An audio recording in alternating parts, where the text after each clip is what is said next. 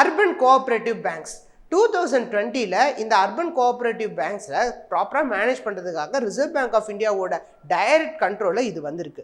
Last 2021 வந்து கேட்ட economics கொஷினில் இது நம்ம கிளியராக நம்ம பார்க்க முடியும். இதை பற்றி ஒரு கொஷினும் கேட்டிருப்பாங்க.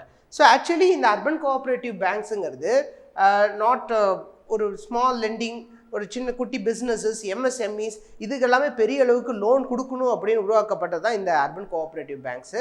அதாவது அர்பன் லெவலில் இருக்க பாப்புலேஷனுக்கு நம்ம இது பண்ணுறது. Even it includes the agriculture also.